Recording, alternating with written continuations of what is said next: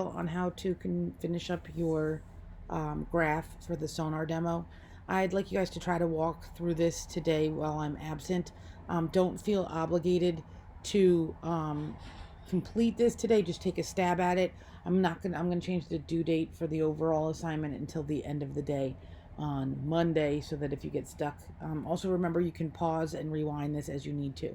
So where we left off, everybody sort of had one of these charts. If you do not, I made another demo, and they're both in the classroom, so you can see how to get to here.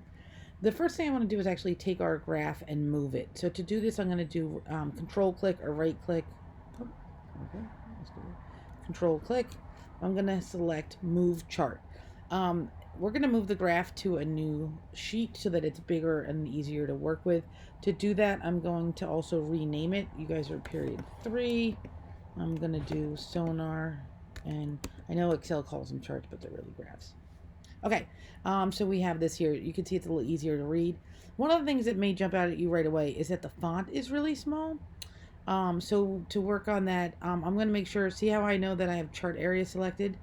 You guys will likely, depending on which version of Excel, you may have a font bar at the top where if you click on different parts of the chart, a text may come up and you can change size. I'm actually going to try to do it all at once. I'm going to click on chart area, control click, and it should come up with font right here. In the font, it's the headings.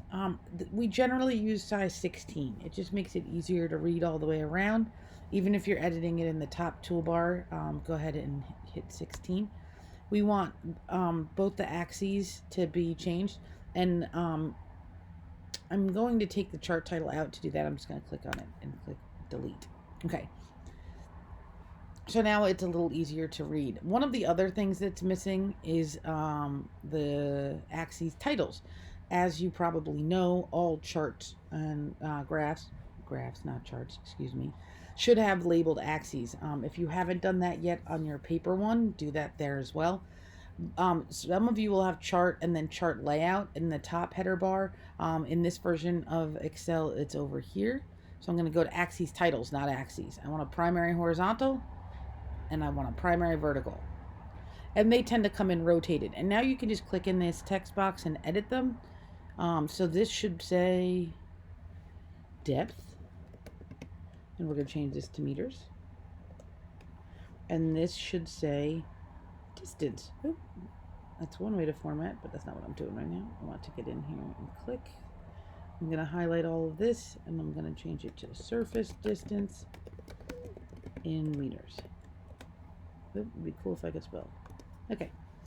Now, you may have noticed this looks a little different than your graph. The problem is we start at 0 and go up, which is fine for a normal graph, but when we're talking about the ocean surface, we like it to look like we're at the surface and going down. To change that, I have to select the axis. So I clicked anywhere on any of the numbers. So over here is plot area, over here is chart area. Now I've highlighted vertical value axis. I'm now going to do control click again. I'm going to do format axis, and this pops up for me. It may come up as somewhere up here for you guys, but what you're looking for is values in reverse order. And when you click OK, you can exit out of this. And now you should have what looks like your paper graph, where we have the surface here and the depth here.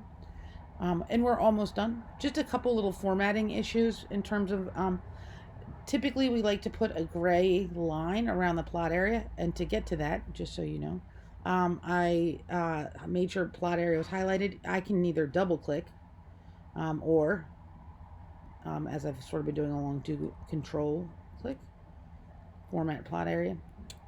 I would like to add a border. That's already highlighted. I don't need to add a text box. I want the border to be light gray to match the rest of everything on here. That's good enough. And when the reason why we do this, and you can see there's actually a line around here now. The reason why we do this will become more important when we're making graphs for research, because we'll be doing a lot more printing. And when you print a graph, you need to put the edges up, otherwise it'll smear. So it's just an ink issue. This looks pretty good. You need to save. We should all save early and often. And what the last thing I'll show you is how to print this. Don't do a screenshot. You can actually just click again. So notice I've clicked the chart area.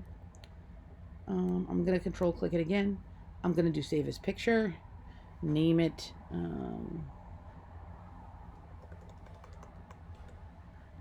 Last name Baskin. Sonar graph. And I'm actually going to change it to JPEG because I think they're easier to work with. I'm going to save it on my desktop. And I will be able to insert that directly into my file. All right, guys, have a good day, and I will see you tomorrow.